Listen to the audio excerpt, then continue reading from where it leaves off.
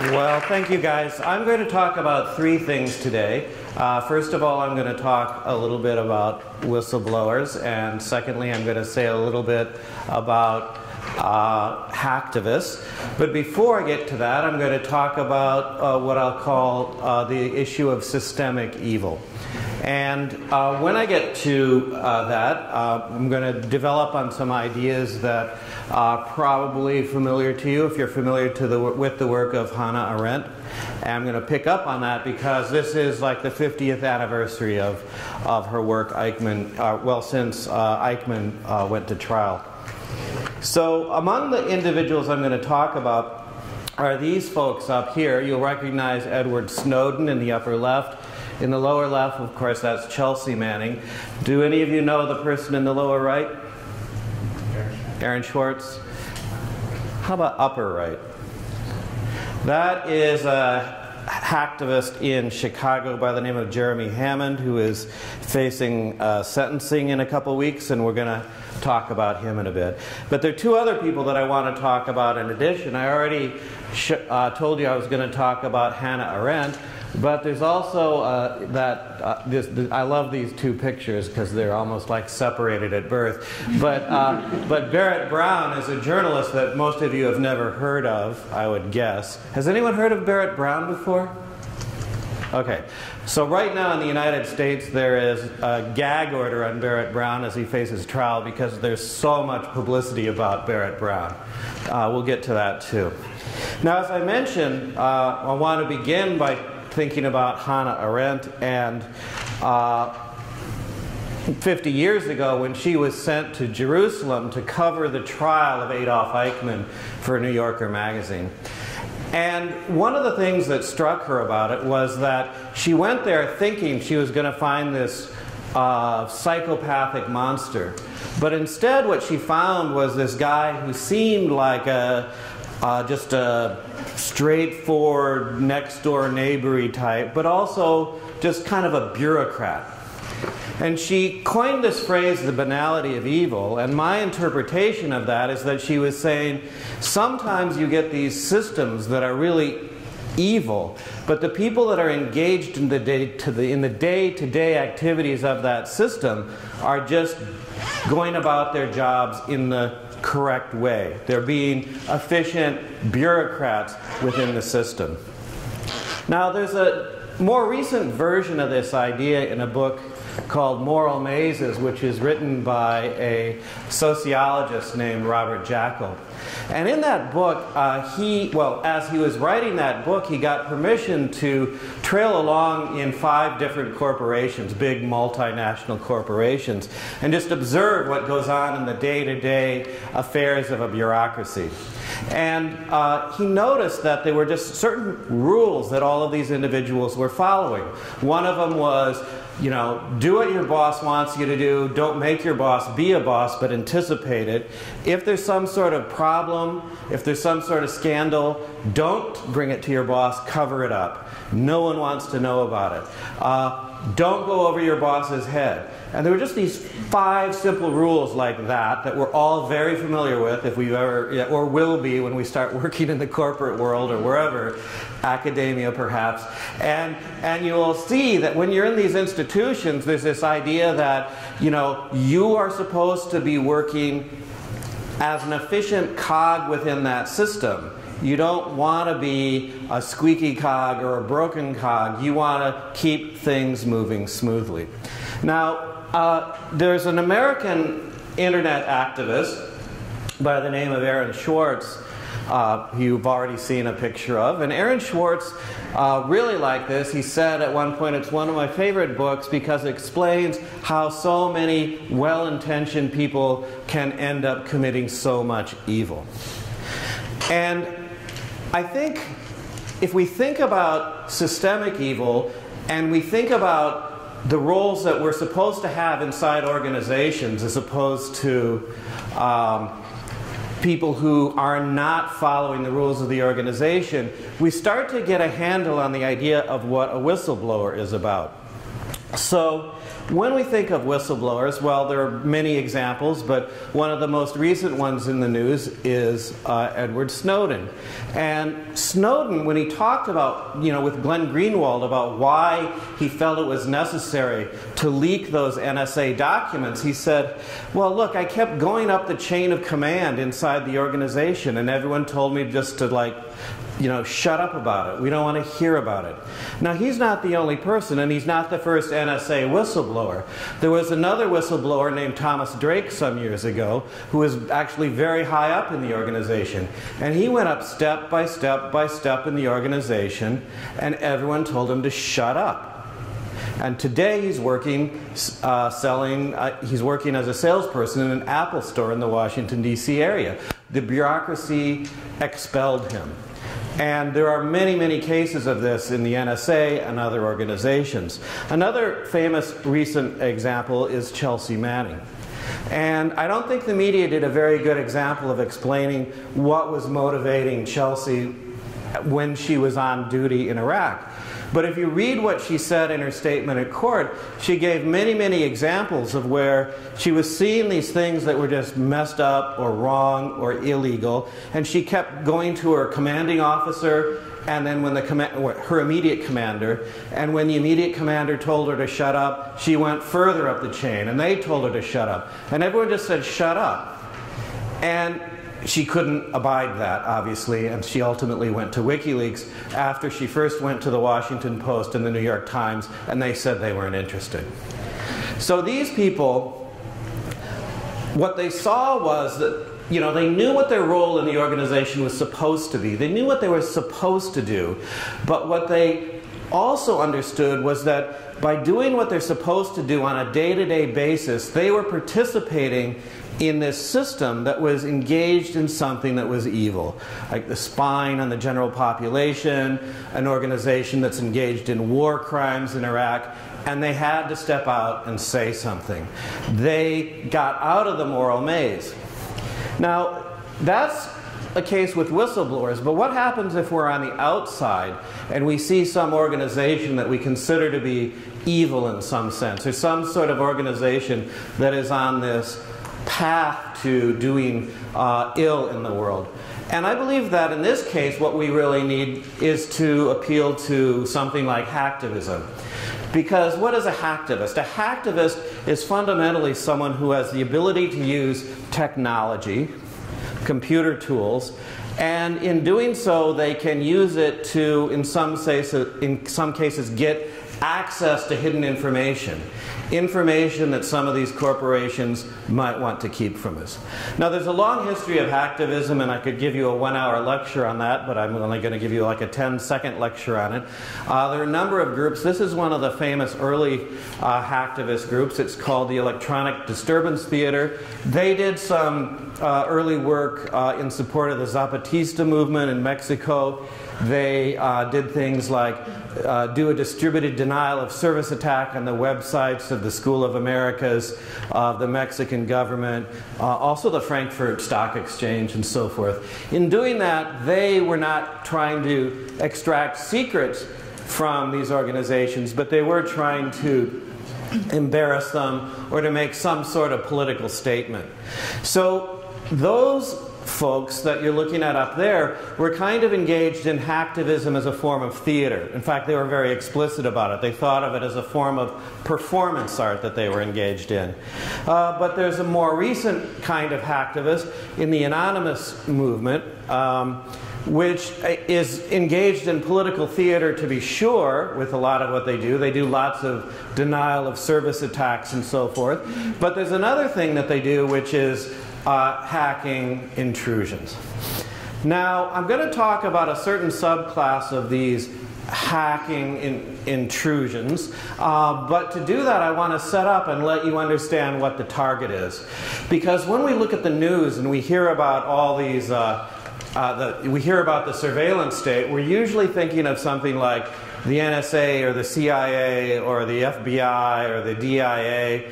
I was just in Brazil and they were talking about Canada for some reason because even you guys were spying on the poor Brazilians. And, but that's only just a tip of the iceberg. That is the tip of the iceberg. Here's what we know. We know that if you sum up all that NSA, CIA, FBI stuff, that's only 30% of what the United States government spends on intelligence. 70% of it is actually going to private intelligence contractors. Now, some of you may be familiar with his book by Jeremy Scahill, in which he talks about groups like Blackwater. We know about private military contractors that are operating in the Middle East, in Iraq, and so forth. But in addition to the private military contractors, there are lots and lots of little private CIAs running around the world right now. And you know, the kind of oversight we have, the judicial and congressional oversight in the US that they have in the case of the NSA is minimal to zero. And it's mostly theater, but at least there's some. And when we get to the private intelligence contractors, there's no oversight whatsoever. Well, enter a group called LulzSec. Originally they were called the Internet Feds. They later changed their name to LulzSec, as in Lulz Security. And they were initially engaged a bit in just doing theater, like hacking websites and so forth.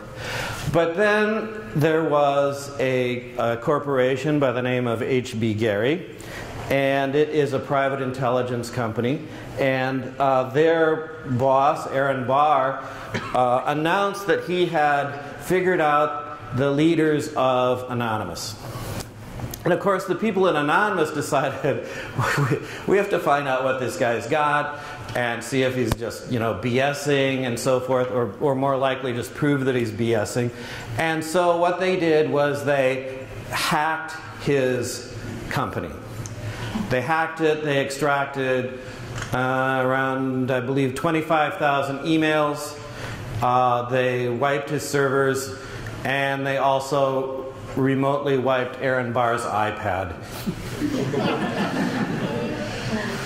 And as Stephen Colbert said, that's really sad because he had just reached the Hammam high level on Angry Birds.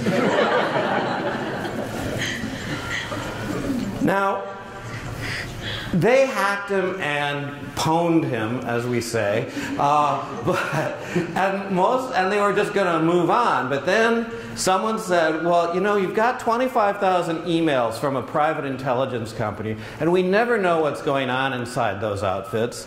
So maybe it would be a good idea to take a look at those 25,000 emails. Thus, we get Barrett Brown. Barrett Brown is a journalist living in Texas. He's written in a number of places, including The Guardian, Huffington Post, Vice, Esquire, etc. Vanity Fair. And he thought, I would really like to know what's going on in here. And but the 25,000, 35,000 emails, that's a huge amount, and he decided to crowdsource that effort. And what he did was get a group of friends together, including Michael Hastings, the journalist that just got blown up in his car a few months ago, and they decided to investigate these documents. Now, the stuff they found in there is pretty incredible. One of the first things they found was that there was a proposal from the United States Air Force to create a persona management system. And now, what is that? The idea of this proposal was that what they wanted was for someone to be able to sit at a desk in Washington or Fort Meade or something like that, and to be able to control 100 different personas on social media sites. So that, I guess the technical term for this is sock puppet, right? So your idea is you're going to run lots of little sock puppets. And so you could go and flood a social media site and make it appear that there was support for a particular position. Or you could go on the social media site and make it appear that people disagreed with something. And you say, wow, there's like 100 people supporting this, it must be true, when it's really someone up, working for the US Air Force running them all. But that wasn't it. That was that particular case was an effort to say, well, we're going to sort of make people were going to basically subvert the online democratic process, as it were. But there were also efforts to engage in PSYOPs, or psychological operations. And in many cases, the people in these private intelligence companies are trained in psychological operations and irregular warfare. They're hired in to do that. And then they take those techniques and direct them at the general public. Now, we're seeing this a lot in the United States right now, where they've actually been very explicit with groups that are protesting fracking, hydraulic fracking, right? And they're actually engaging in deliberate PSYOPs in those cases. And they actually have, you know, they identify the structure of the protest group, they classify the individuals on 4 different personality types, and then they figure out how to pick them off and dismantle the organization. So if you're wondering why activist groups are failing, they're failing because they are being torn apart by military irregular warfare tactics. One of the other incredible things they found in there was, this will take a little setup, but here's the story. The Bank of America found out that, or heard that WikiLeaks had documents on them, and they were very concerned. So the first thing they did was go to the United States Department of Justice. The United States Department of Justice put them in touch with a fix-it law firm in Washington, D.C. called Hunton and Williams. Hunton and Williams, now Hunton and Williams becomes like the cutout in this deal. That is, they are going to be the guy that knows the guy, and it allows the Department of Justice to keep its hands clean in this. They put him in touch with Team Themis, which was a collection of 4 private intelligence companies. One of them is H.B. Gary. That's how we knew about this. Another one was called Palantir. Another one was called Barrett Technologies. And they had a plan, the 4 of them had assembled a plan, in which they were going to undermine the credibility of WikiLeaks, and in particular undermine the credibility of the journalist Glenn Greenwald. And so they had a plan where they specifically mentioned Greenwald, and they were going to create a fake document, submit the fake document to him, and when it was published, they were going to like call him out on it and say, you're posting fake documents, right? All this was before the Snowden stuff now. They had a similar plan that they were executing against a group called Chamber Watch. Chamber Watch is a group in the United States that monitors the Chamber of Commerce. And the Chamber of Commerce had hired these guys, and they had plans to do basically the same thing, but they had other kinds of PSYOP strategies that they were going to deploy to undermine the Chamber of Commerce.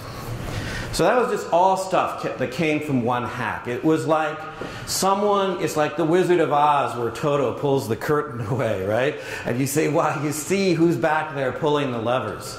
And you also see something disturbing, which is a kind of revolving door between the private military companies and the U.S. intelligence business, right? Because you'll see that officers from the CIA and NSA rotate into these corporations and keep their security clearances when they do so. Well, now I want to introduce you to this kid, Jeremy Hammond, who is a Chicago activist, and he's kind of an old school, boots on the ground street activist, except he also happened to be a gifted computer programmer. And Jeremy had a different target, a different private intelligence contractor. And this one was called Stratfor. As in strategic forecasting, it is substantially bigger than H.B. Gary. At one point, there are actually internal communications from Stratfor in which the boss says, well, we're doing way better than the CIA. The CIA just wishes they could do what we can do. Now, whether or not that's bluster, the idea is that that's how they think of themselves. Jeremy, when he did this hack, this time there were 5 million emails they got there. And Barrett went to work on this as well. And in this hack, it was even more bizarre than the stuff that they got from the H.B. Gary hack.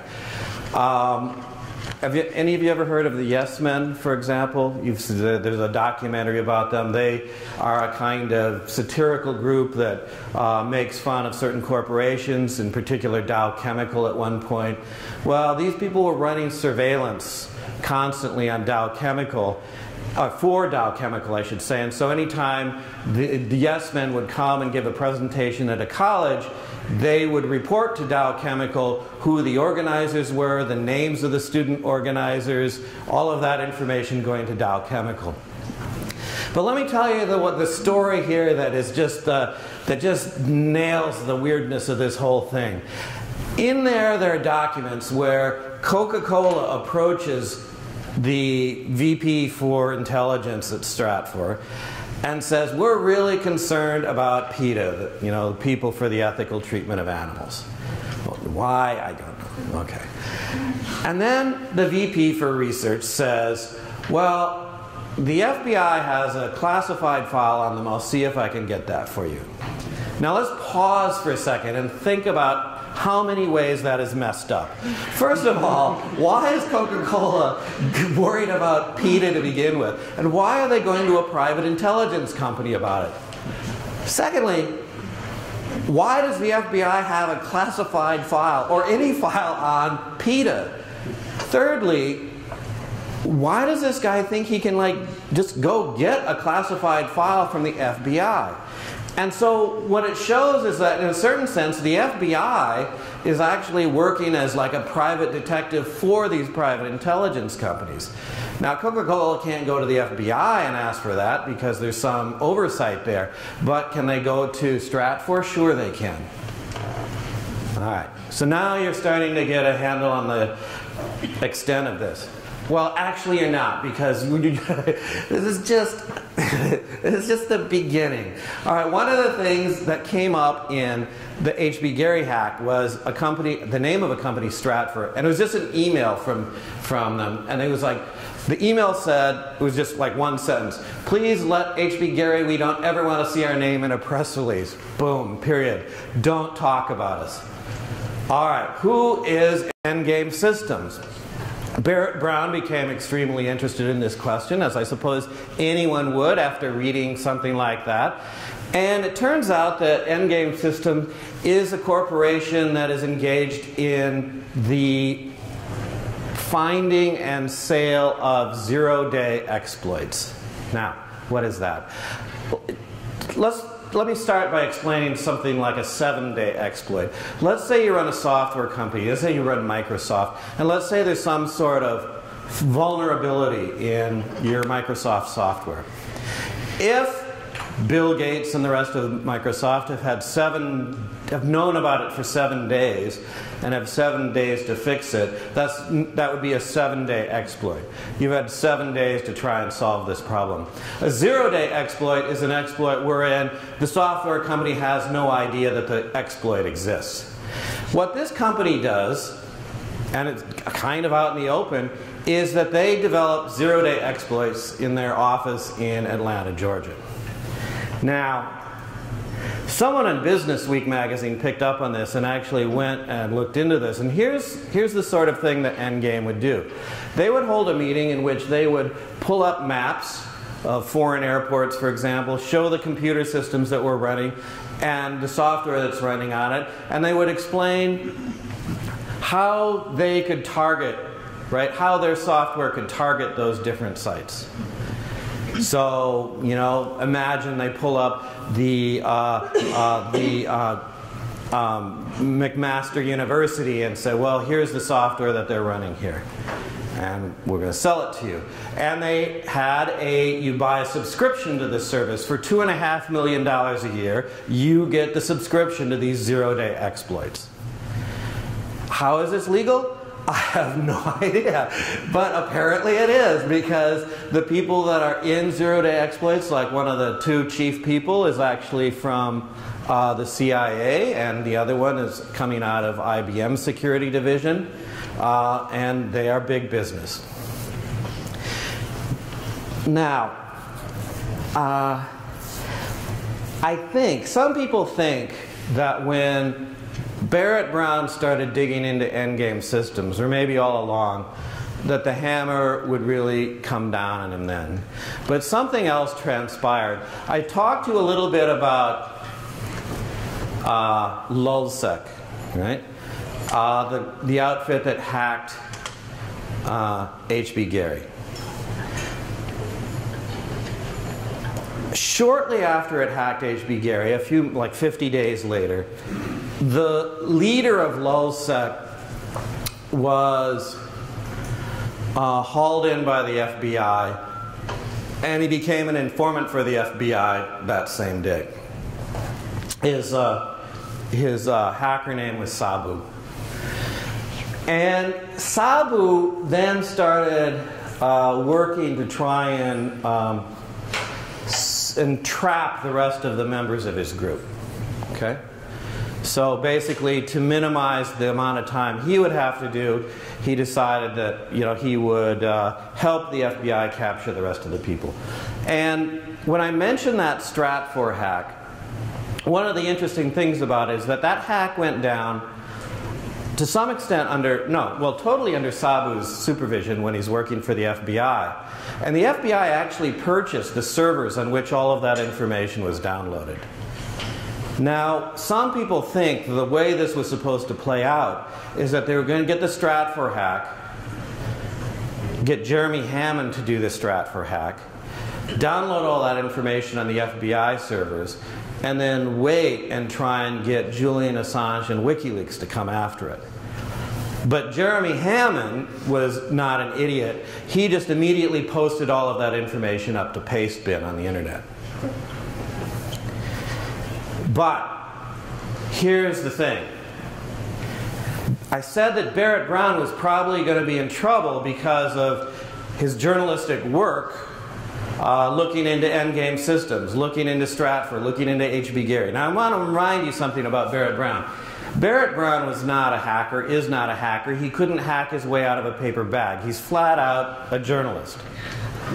But when Jeremy Hammond posted all of that stuff from the Stratfor hack up on the internet, and people began circulating the URL where that information was contained, Barrett copied the link and pasted it into the chat room for the editorial board of his Project PM. That is, he basically took the link and copied it to an editorial meeting for his crowdsourced journalism project.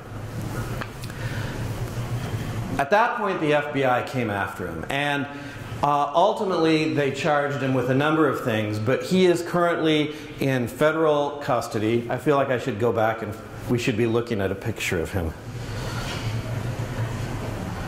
Oh, that's good enough. He's currently in federal custody. If all the charges against him are served sequentially, he will be facing 105 years in prison. Okay? And well, how is that possible? I'll tell you how it's possible. Because when he copied that link, he perhaps did not realize that in those 5 million emails there were some unencrypted credit card numbers and validation codes.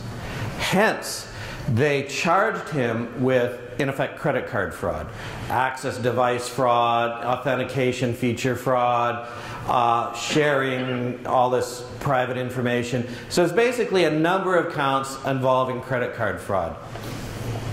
Then at one point they came to his house looking for his computer because they wanted his journalistic sources or his sources of information. He had hid the computer at his mother's house, and so they charged his mother with obstruction of justice.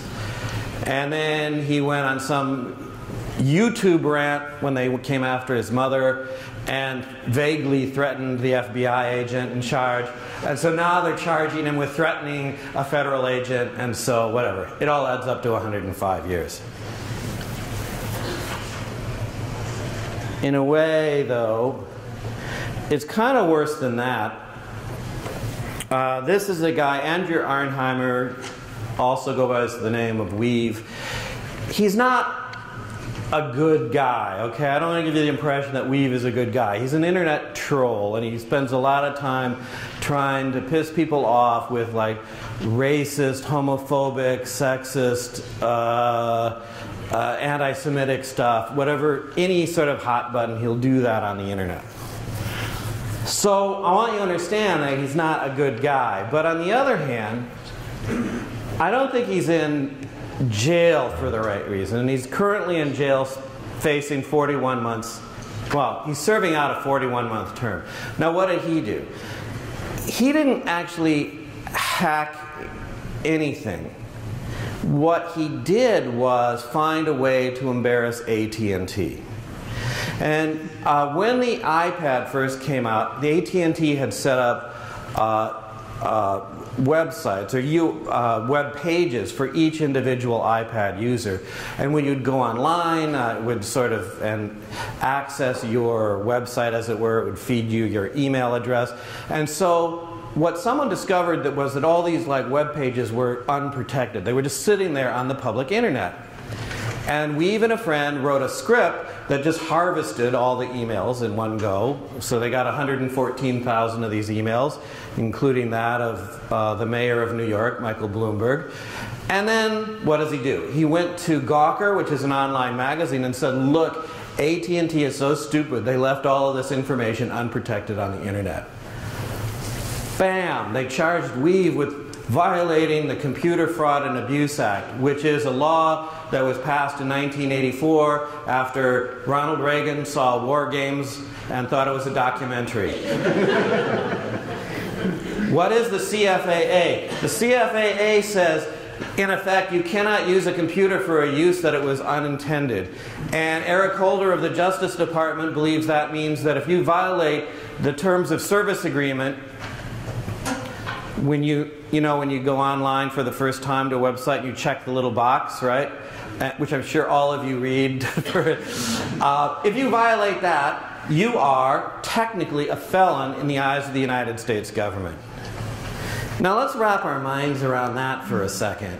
What it means is that if you go on OkCupid and check the little box mark, and then you go on and you shade the truth about yourself, well, I'm sorry, you didn't read the terms of service because it says you will not lie about yourself on OkCupid. So you are a felon. But my favorite one is 17 magazine, which if you read the small print where you check the box, it says you're certifying that you're 18 years old. So everyone who's reading 17 that's like 17, I'm sorry, you are a future felon at least. All right, Computer Fraud and Abuse Act, that's why Weave is in jail. But what I'd like to do is talk about one more case where the CFAA came up. And I want to talk about Aaron Swartz again. And I mentioned Aaron Swartz earlier on when I said he was a computer activist that actually he brought to my attention this work by Robert Jackal on moral mazes. And he was really concerned with systemic evil. And what can we do to fight systemic evil? Can we fight it from the inside? Can we fight it from the outside? Now, Aaron was, I think, one of the true great minds of our day. This is him at the age of 14 talking to a couple of individuals that are Dave Engelhardt and Ted Nelson, where they're kind of involved with internet protocol broadly. He was friends, when he was 14, he befriended Tim Berners-Lee, who invented the World Wide Web, okay? And he was just a pure prodigy. But he wasn't just a kind of hacker computer prodigy, but he also had this incredible social conscience when he was that age. So this is him. Some of you maybe have heard of Lawrence Lessig. He's the Stanford law professor. This is him talking to Lawrence Lessig when he's 14 years old. And he's like, was very involved in the Creative Commons, and he had lots and lots of stuff he was doing to promote internet justice. And one of the things he was interested in was the fact that a lot of the knowledge that we create in the academy and the universities gets locked up behind a paywall. And, most of this knowledge that's created is paid for by the general public through shirk grants and so forth. So we're all contributing to the creation of this knowledge. And then you put it into a journal article. Some of you don't know this, but the author gets nothing, right? The professors get nothing, the university gets nothing, but some publisher is going to make you pay for that. I mean, if you're in the university, your university has already paid for access. But if you're a private citizen, even though you contributed to that knowledge, you can't get it. And Aaron wanted to make a political statement, and he downloaded something like 5 million pages of JSTOR documents. JSTOR is the outfit that keeps electronic copies of these academic journal articles. Downloaded 5 million pages of this stuff and never actually did anything with it. But by virtue of doing that, he came under the attention of a U.S. attorney in the Massachusetts area, Carmen Ortiz, and she decided that he must have violated the Computer Fraud and Abuse Act, right? Because, after all, you went into MIT's system and you're downloading all this stuff. Now, JSTOR made a public statement saying, we don't care. I mean, our business is about distributing this stuff. He was downloading at MIT. We don't want to be involved in this. MIT made a kind of half-assed effort to try and help Aaron here. But he was being charged with 35 years in prison for downloading this information. And the prosecutor would not budge on this. Would not budge. Some of you know the result of this, and it's a sad result, because Aaron had been, he was involved in early days programming for Reddit. He had made money doing these kinds of programming projects. He had a little nest egg of $700,000, but he exhausted all of it fighting against the federal prosecutors. He was emotionally exhausted, he was financially exhausted, and in the end, last January, he took his life. So it's an incredibly sad story.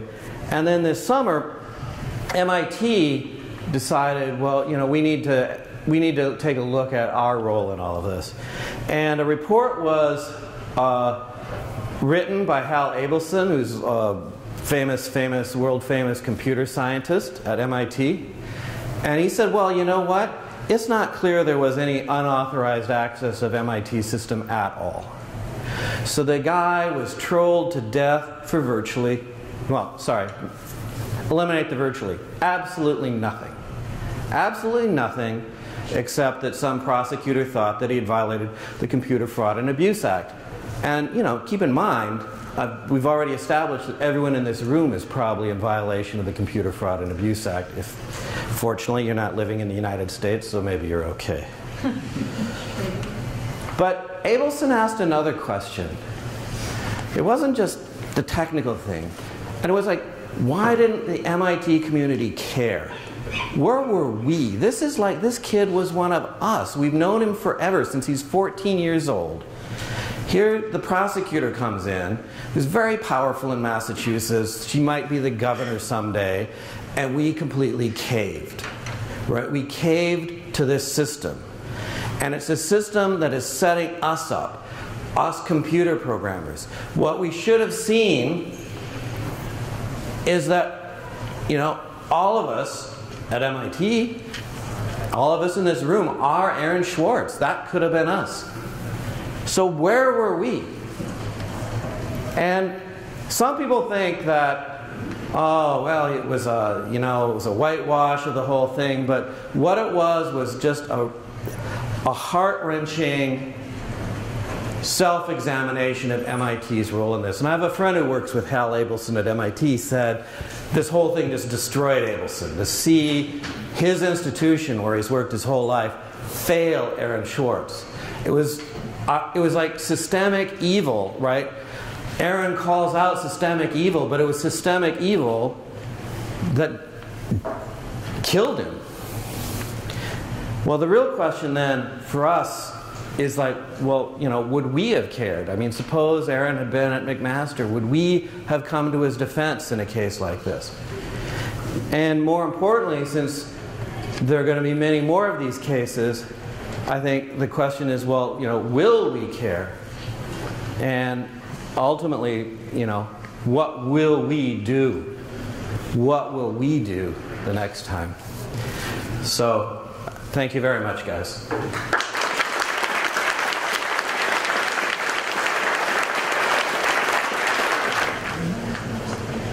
I guess the question period is open. Just do a yes. You mentioned anonymous and mixed up in the part about hacktivism. How do you define anonymous? The question is, how do I define anonymous? And I really don't and can't, and no one can, because it's more like a brand, as it were, or it's like a flag that you can fly if you choose to fly it. And if you fly the flag bogusly, presumably enough people will call you out and expunge you. But it's really a network of individuals, non-hierarchically organized, etc. That's the best I can do in terms of an answer. Now, the subgroups were well defined. So, like LulzSec was, like 8 specific individuals. Yeah. Hi, my name is Christine Quayle. I'm a professor in communication studies and multimedia.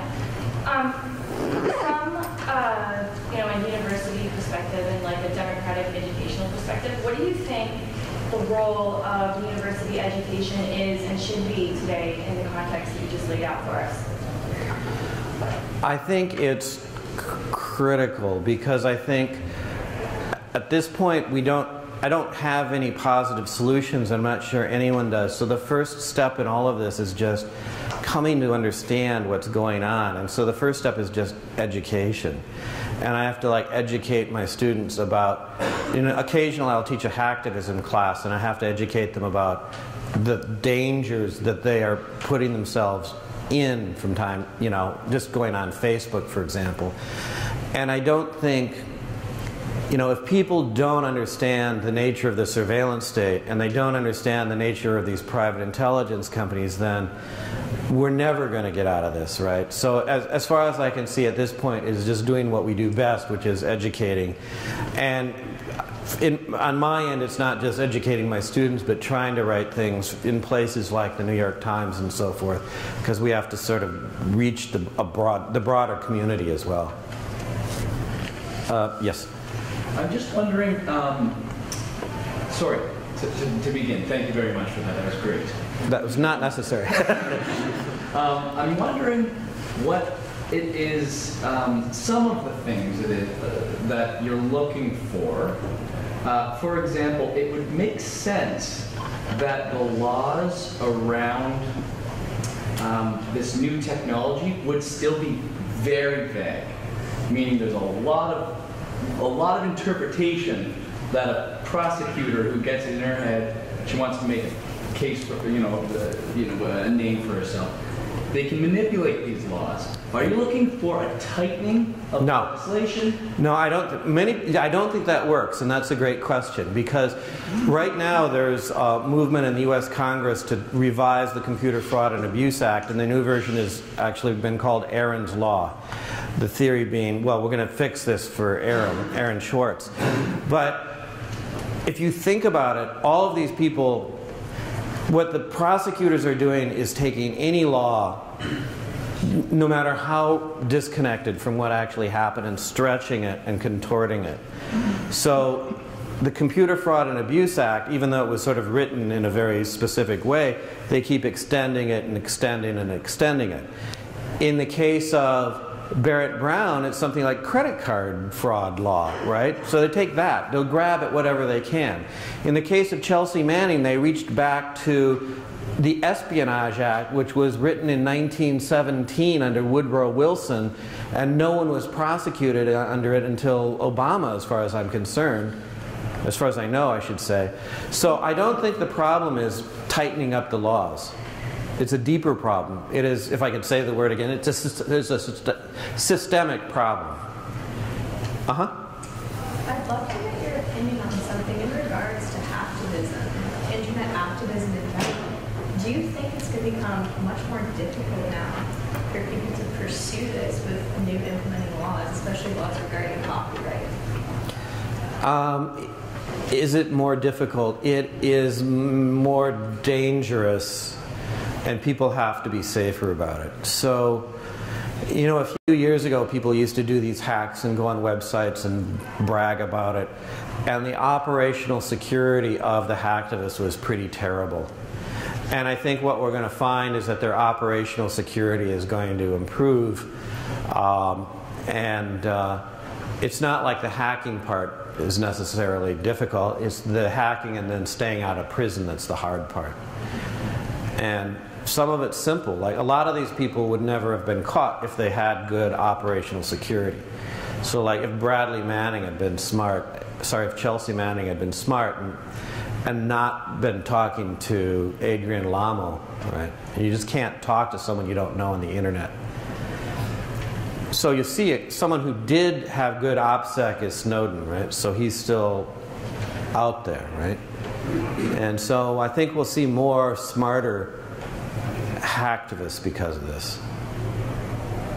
I suppose that MIT to this day still hasn't made any statement on Swartz. They had, the statement came in the form of this report that they wrote. The sort of sad thing, and it's a long report, it goes on and on, but the sad thing is that when it was released, the president of MIT said, well, see, this totally vindicates MIT. And then the newspapers say, report vindicates MIT, but no one read the report. And if you read it, it's, I mean, it's difficult to sort of, when you read it, you kind of have to read between the lines of academic ease, which not everyone can do. But any academic administrator, right, would read this and say, oh, wow, there's like some really gnashing of teeth and rending of garments going on here, right? Yes? I wonder if you could say a little bit more about hacktivism and how someone thinking about it, or maybe you teach it to your students, about reading in the ethical principles. So some of the cases you talked about, the Aaron Swartz case and the JSTOR, and making some of this information that was already publicly funded available to the public, seems very clear that that seems like the right kind of thing to do, and that this person is completely morally justified in pursuing that. Right. Probably there are some cases where it's not so clear. Right. How does an individual make this kind of a determination? Right, great question. Well, when I teach this, my goal is to get the students to think critically about it. And so there are a number of different positions about what's right and what's wrong. So I showed you the picture of the electronic disturbance theater up there earlier, which was the people going after the Mexican government, etc. And they had a specific ethical view, which was that it was never right to just target one computer, say my computer targets your computer, or targets the Mexican government computer. But it's only appropriate if a large group of individuals do this kind of attack. So the way a distributed denial of service attack works is that we get many, many computers to work in concert to sort of keep accessing your website till it goes offline. So it's a kind of internet version of a sit-in, okay? And so they felt that, you know, that was appropriate. But then you get to a guy by the name of Oxblood Ruffin, who works for a computer club called Cult of the Dead Cow, and he says, no, that's never appropriate. It's never appropriate to silence people. You can only do hacking to do things like pierce government firewalls, or, you know, help protect people in Tunisia when the government is sort of putting them in danger. And so you get this what I do is I get a kind of list of different theories of what level of hacktivist action is appropriate, and then have them write or take a stand and defend one of those positions. Because I don't necessarily know the answer myself, but I think it's good for people to understand what the pros and cons of the different positions are. Yes? It's my vague understanding that the internet has facilitated the growth of the distribution of child pornography. Do you have any perspective on that or any comment on that? I would suppose it's true. I mean, it facilitates the distribution of everything, so it's hard to imagine that that wouldn't be a byproduct of it. But could you relate that to warranted activism, I guess, or? You know what? There might be hacktivist actions against child pornographers, and hearing that, it's making me think there have been. Does anyone know? Yes?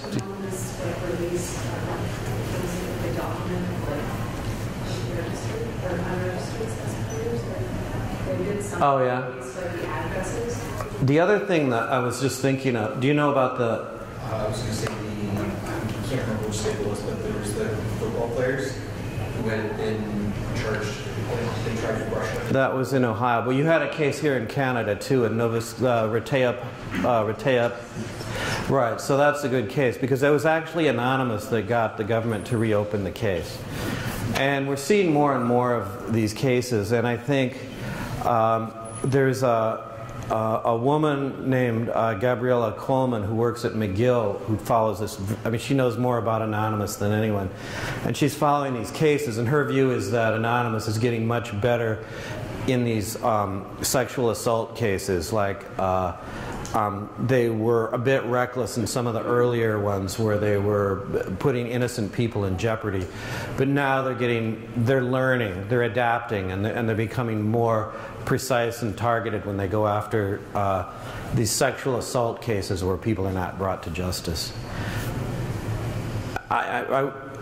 But they might have actually done some work on the child pornographers. There's something in my head saying it's like ringing, like I think there is something, but I can't think of it off the top of my head. Yes? Yeah.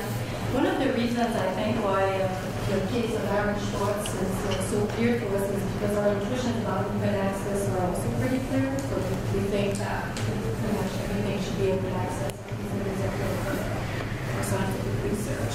And it's Open Access Week, so oh, it is. Celebrate. I'm sorry, I didn't know. Very much engaged. All right. All right. What do you think? So I guess we share my intuition that open access is a good thing. Yes. How practicable is it? Well, I think with open access, I actually wrote a thing for the Chronicle of Higher Education called Aaron Swartz is Right, or was right. And I think with open access, this is one case where things are going to work out. And I think the days of these academic publishers like Springer and Kluwer and so forth, I think they're dinosaurs. They're dying out. It was going to take a while, but I'm seeing in philosophy, for example, more and more open source journals, more and more professors saying, I'm only going to publish in open source journals. And the things we have to do, we have to start saying, when we on a tenure case, we need to start to value these new journals that are open source. And we can't just be, oh, well, here's a faint, if it's a Springer journal or a Kluwer journal, therefore it must be okay. And I think people are coming up with strategies. I don't know to what extent McMaster is involved in this, but a number of libraries are starting open access journals, and then you work out an arrangement with other libraries, and so we'll let you carry ours if if we can carry yours, etc. So I think that's one case where we actually will win, and probably within a decade. Yeah, well, what I'd like to know is how should I phrase this? Okay, I guess moral principles and political principles that are underlying most of the anti-intelligence agency activity you described basically amounts to before I say it, I'm entirely in favor because the word I'm about to use is denigrated a lot. It amounts to a kind of vigilante justice. The inability of a society to trust its security apparatuses anymore result in literally what we normally think of as morality of obeying people who sort of keep things secure. When we feel that contract is broken, then there's a kind of greater, well, I don't know if I want to say greater, but definitely the relationship of actually looking after one's individual interests is more important for a lot of people, I think, than simply straight up loyalty to a state government, which in the way we typically educate our children in this society, we want them to be good-behaved people. Yeah. And yet, every time one of these comes up, if your news isn't being written by Roger Ailes, then at some moment that sympathy is always slipping through.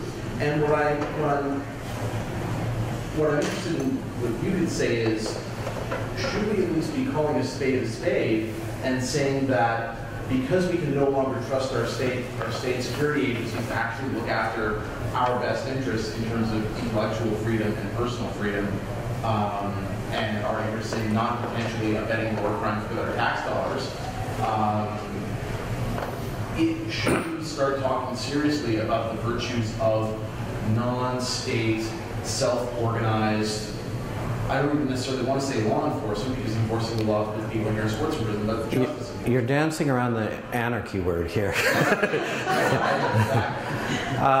Many of these people are anarchists. I mean, but it's important to understand that when they say anarchists, they don't mean throwing Molotov cocktails through bank windows, but what they mean is that any system of power needs to be justified. That applies to the individual as well in our personal relationships. It means you engage at a collective level with other individuals. And so the question is, is it time to start thinking about that as a kind of viable alternative? It's certainly appropriate to think about that as the alternative. I think it's also certainly appropriate to think, what the hell went wrong here? And at least, you know, the United States has been able to correct itself before. So in the 1960s, the FBI was engaged in what was called the COINTELPRO, which was their counterintelligence program where they targeted activists and people like Martin Luther King. And basically what they did to Martin Luther King is exactly the same that these companies are doing nowadays, basically seeking to undermine his credibility and so forth, using psychological operations against King and basically all activists.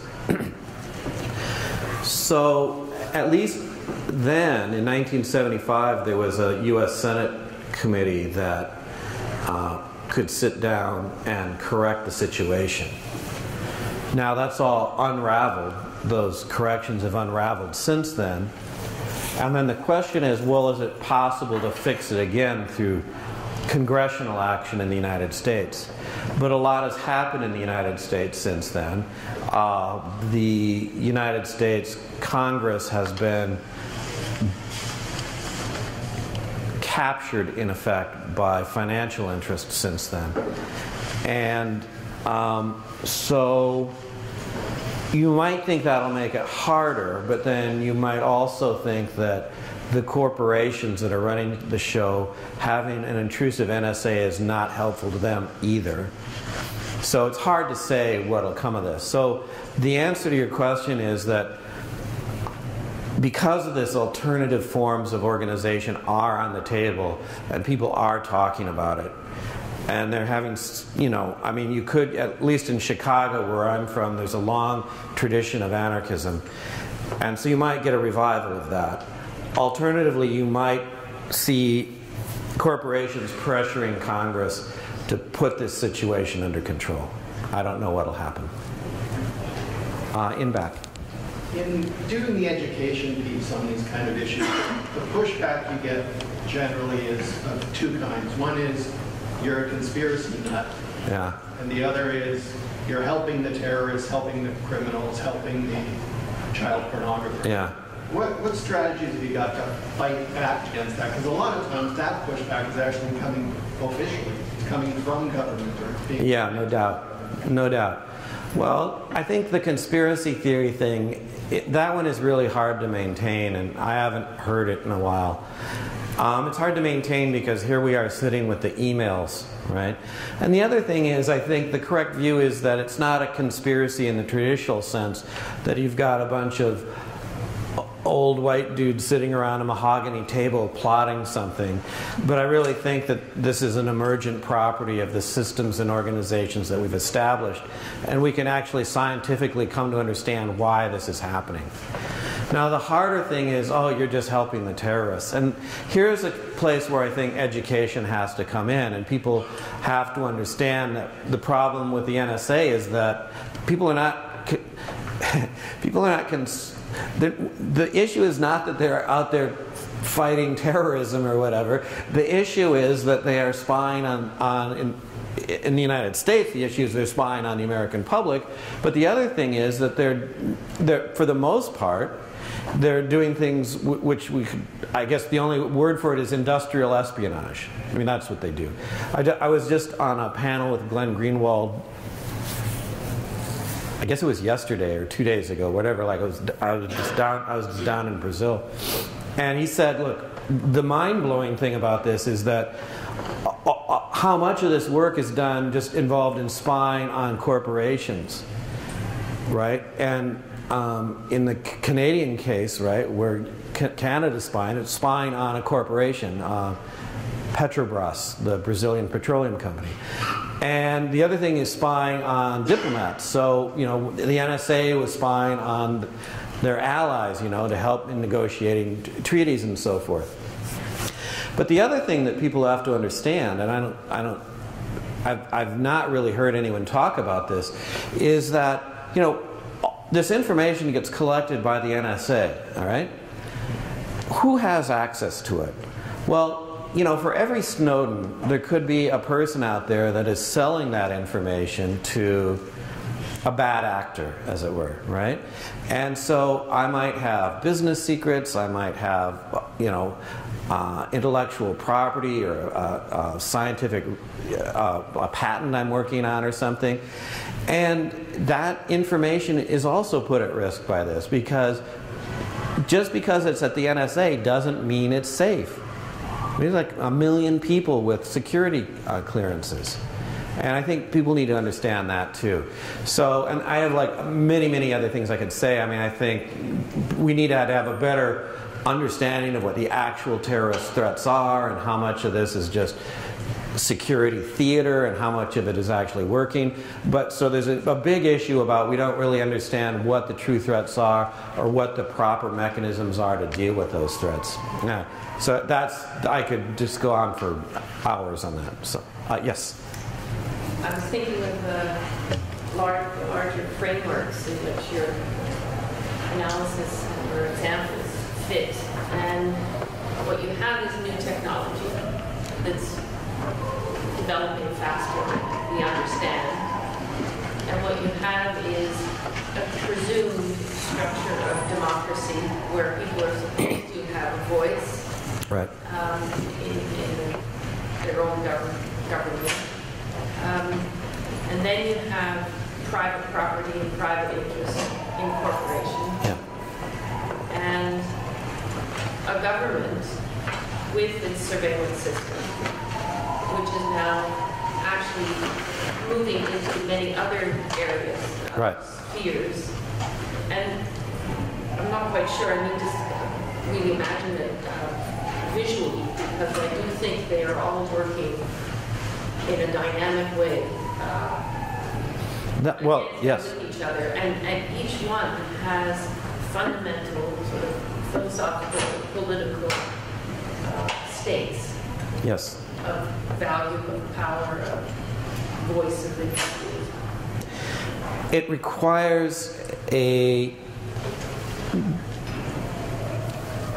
is a system of interlocking organizations, right? And it calls out for a systems theory type analysis. Now, meanwhile, we're not doing that, and they are doing it on us, right? So one of the companies I mentioned that was part of Team Themis is called Palantir technologies. And Palantir actually has a program that does give a systemic analysis of the structure of various organizations. It lays out the nodes for you and so forth based on communications patterns, etc. So there's this technique, systems theory, systems analysis, or whatever, network theory, etc. Some combination of it that they're using on us, but we're not yet using on them. Now once we start using it on them and seeing how these corporations and private intelligence companies are interlocked, it's going to blow our minds. So I know some things already. So I told you earlier that the Bank of America went to the U.S. Justice Department, which put them in contact with the law firm Hunton and Williams, which put them in contact with Team Themis. Now, many members of Team Themis have come out of the U.S. intelligence industry, but that law firm, one of the high counterintelligence officers in the FBI recently went to work for that law firm, right? So you've got these little revolving doors going on up here, right? And we really need to sit down and sort of sort this out and see what's going on.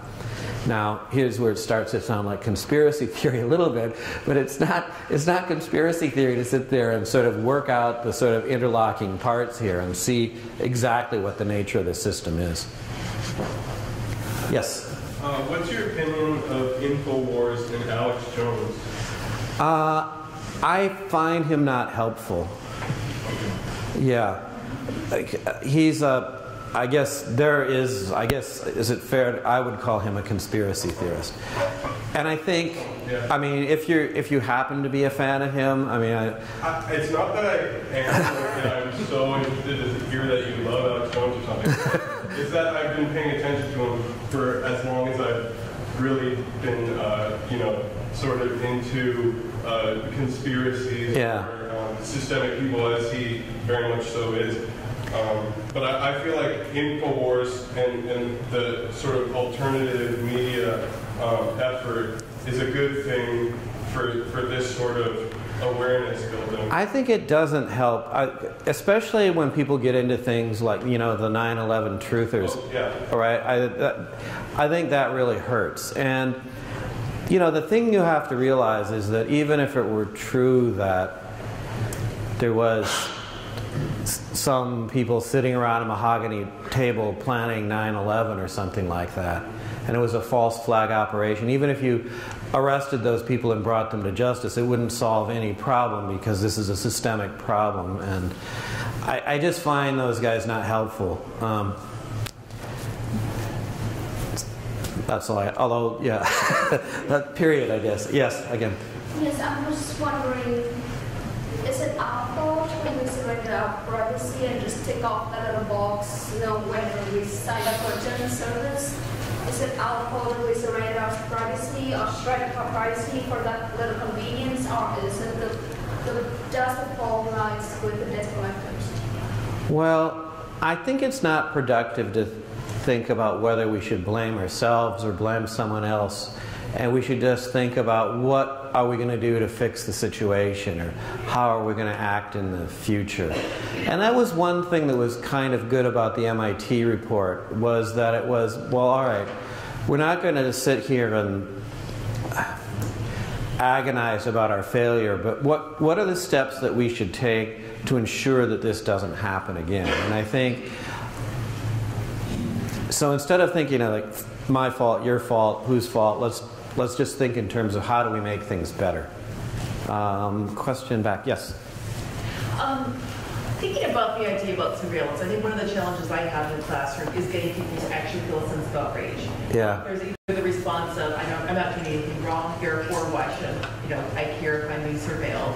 Or there's the feeling that this is such an everyday part of our transactions, where we get something for free in exchange for information, and what's so bad about that? Right. So, as you're positioning this this series of revelations, which I do find mind-blowing and extremely disturbing, what are some of the ways that you strategize about actually inspiring and channeling that outrage? Well, it's difficult to get people to understand that their privacy is important to them. And when I just mentioned I was like down in Brazil, and Glenn Greenwald actually gave a talk specifically on this topic, and I'm hoping that, I mean, I have a bootleg version of it, so I'm going to see if he'll give me permission to publish it, because it's exactly like on this topic. And the first thing he notes is that, you know, all these people like Eric Schmidt of Google who say these things, well, you know, well, if you've got nothing to hide, why do you care? I mean, that's the CEO of Google said that. And Glenn's first thing is, well, okay, do you have a lock on your bathroom door? So I would guess he probably does, you know. Does he close the stall when he goes in the bathroom? I would guess he probably does. So even Eric Schmidt has some sense of privacy. And Greenwald pointed out that it's really important to who we are as humans that we have certain personal space and certain kinds of personal distance so that we can go into these activities. Now that doesn't get us to a sense of outrage, I don't think, and I don't really know what does, you know?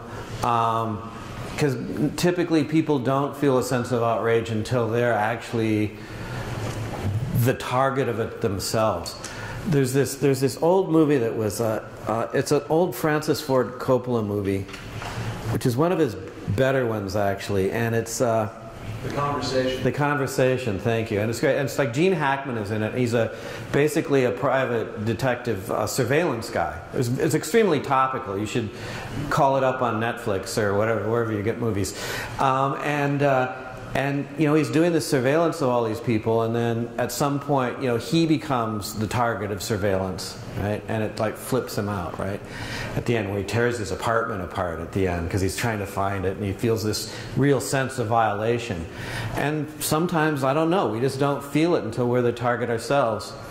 So hopefully, we don't have to wait for the outrage to fix something. Maybe we can find a way to fix it without being outraged. Sort of along that point, the idea that now that, you know, the whole Swartz affair, the manifest and everything, now they're becoming more to the public eye, more people who ordinarily wouldn't be a part of this whole subculture are becoming aware that this exists. Do you suppose that this possibly means that, you know, in the future we are going to see more, and it will be from places you wouldn't normally expect because they wouldn't have had the information?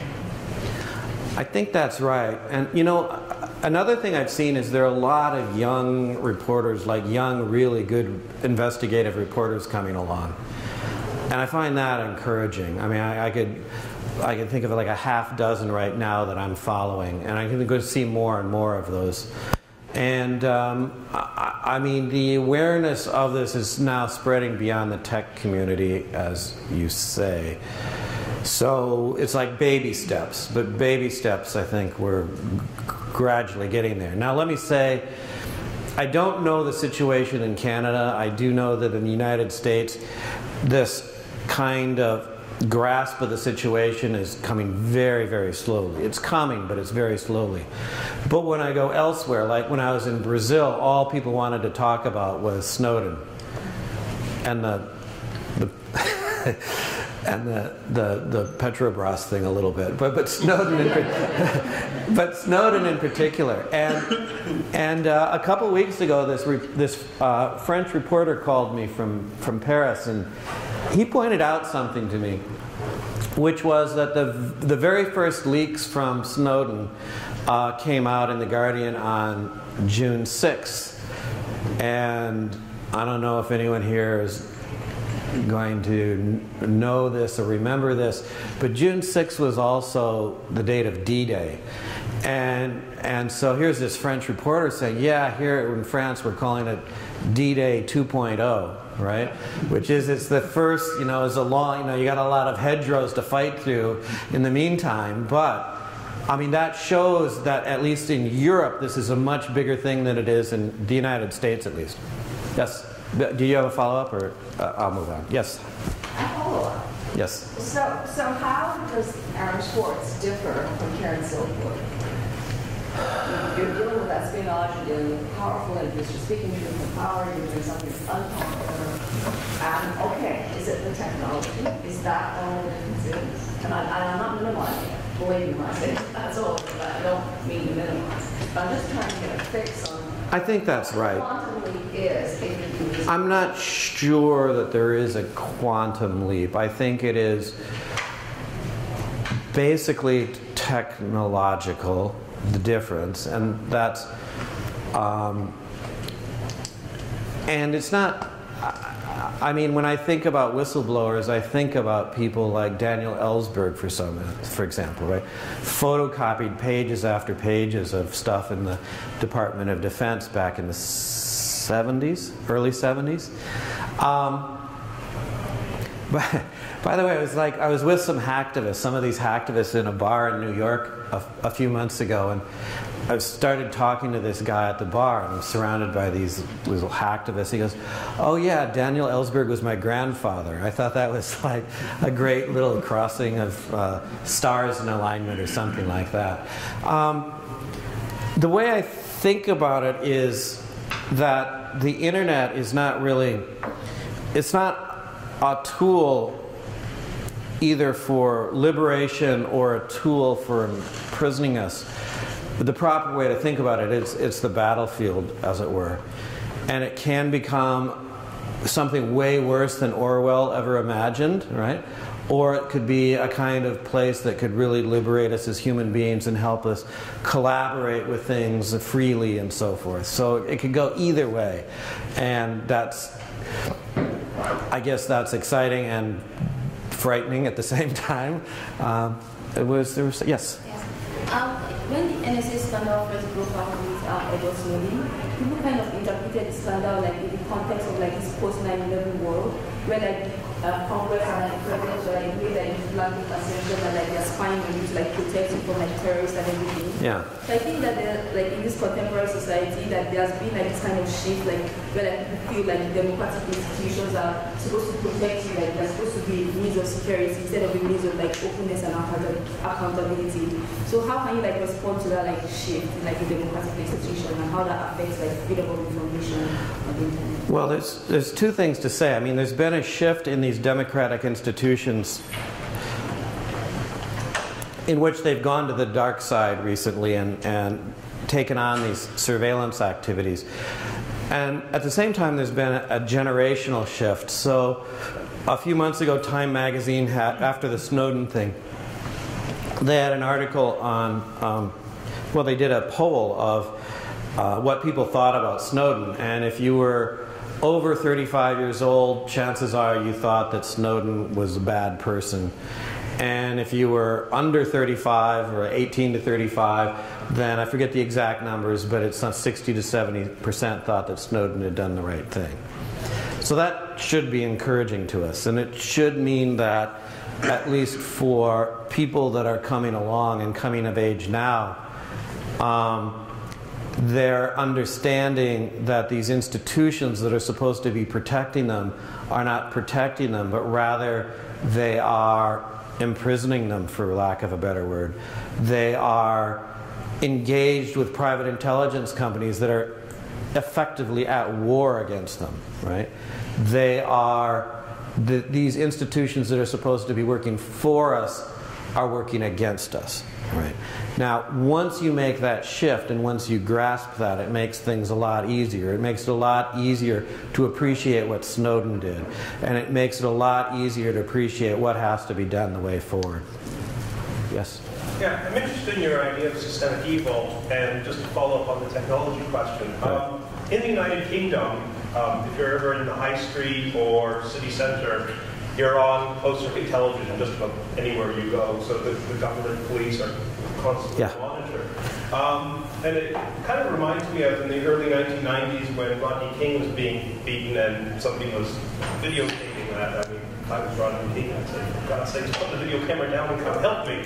But I mean, wouldn't the answer kind of be kind of, or do you think we'll see kind of a, isn't the kind of good do you think we'll see kind of a balance with kind of more hacktivism? I mean, if everybody keeps spying on everybody else, won't that kind of just bring things back into balance? That, I mean, people, it's kind of a behavioral response that when people know they're on CCTV, they know they're being monitored, they're going to behave. You know, if the police are present at something, everybody's got a mobile phone and camera and starts kind of taking that, I mean, can we just kind of apply that to the internet? We know that we're being spied on, so wouldn't they kind of maybe a rational behavioral response is that, okay, you know, spy back. Spy back. Yeah. I mean, we see that kind of at a nation-state level. We know that our government knows what the Chinese are up to, and we're doing just as much. I think that's what these hacktivists are doing. They're spying back. So I just recently wrote, the Jeremy Hammond, the kid who did the Stratfor hack, is being sentenced on the 15th of November, and I just wrote a letter to the judge in which I tried to explain it in those terms a little bit. That is, what he was doing is exposing this kind of surveillance that's being done against us and these kind of psychological operations against us. And it is a kind of act of civil disobedience, at least to you know, hack your way into a company like that in order to expose it. A friend of mine is making a documentary called The Reality Wars, which is basically about this theme, which is that there are these organizations, private intel companies and governments that are trying to impose a false reality on us. One of the things I like to talk about is from Plato's Republic and the analogy of the cave, where these people are chained up in a cave and all they see are shadows on the wall. They don't know what they're actually looking at. And I feel a little bit like we're in the cave, as it were. Or a more contemporary version of that is in the first episode of The Matrix, where Neo meets Morpheus, right? And Morpheus says, well, do you know why you're here? And you know, Keanu Reeves isn't sure. And Morpheus says, well, because you feel something's wrong. You don't know what it is. Do you know what it is? It's the Matrix. What is the Matrix? It's that false reality that's sort of been pulled over your eyes, as it were. And so what some of the hacktivists are engaged in is fighting back against that false reality. And there is a spy, it's almost like spy versus spy element to it, but at this level. And I think that's a correct way of thinking about what the hacktivists are up to. Yes? Going on that spying back note, I don't know if you're following like the ag-gag legislation in the U.S. Yeah. So if you've heard about the ag-gag stuff, that is these laws that many states in the United States are passing, which says that it is a crime to film any agricultural facility, I guess, in particular meat packing plants, even from a public space, right? So you could stand in the street and be filming a meatpacking plant with like that camera there, and they will come and arrest you. And or alternatively, if people sneak a camera in to show what's going on in these places, that's against the law. So there are a number of these laws, they're being financed, etc. And I consider this to be part of the reality wars, if you will, right? It's a way of not letting us see what's going on, right? So there's two elements, right? One is to present a false reality, but the other is to prevent you from seeing reality. And one way is to ban cameras from these sites. Yes? I'm sorry, I already asked a question. Just really quickly a follow-up on that. Sure.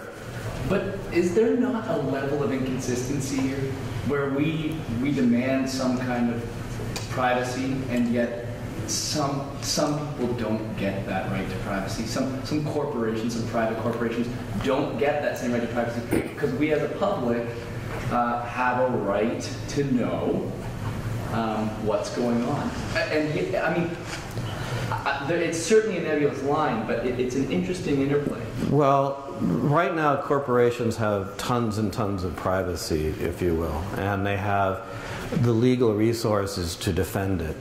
So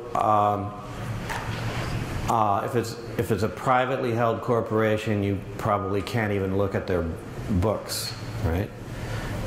If it's a publicly traded corporation, then that's a different matter. But one thing that's important to keep in mind that there is some people say, well, if you're all about whistleblowing, then why should you care about your own privacy? But there's a difference between believing in privacy and believing in whistleblowing. I mean, they're entirely consistent, because privacy says an individual should have privacy, and then the whistleblowing says a public institution of power, right, that has control over our lives, that should be accountable and it should be transparent. And that's certainly the case in the case of government, right? In a democratic government, that should certainly be transparent. And that's certainly consistent with a notion that there should be privacy for individuals. And the problem right now is we've completely inverted that. So whereas you'd think the ideal thing is individuals have privacy and government institutions are transparent, what's happened is that the government institutions and corporations are getting the privacy, as it were, and individuals are getting none. And that is a complete inversion of how things should be. Yes? Earlier on you said that you felt that corporations may eventually, or are presently, railing against the NSA and the intelligence community. Can you expand on that? I'm kind of curious. It might be optimistic thinking, but let me explain. So recently, Mark Zuckerberg, who is like no champion of privacy, right? So his like whole fortune is built upon destroying the privacy of everyone. But here's the thing, he was very upset about the NSA spying programs and the idea that, well, the NSA, or that the world knows the NSA has access to Facebook, okay? Why? Because it means it hurts his market around the world, right? And so what these corporations are going to figure out is that no one's going to want to do business with them, right, if anything that passes through the United States or whatever is, or through the US communication system, is going to be accessible to the NSA, etc. People are going to route around the United States. People are going to avoid US corporations if there's some sort of sense that US corporations are collaborating with the NSA. So the corporations, at a minimum, it's in their interest to put a stop to this. Whether they will, I don't know.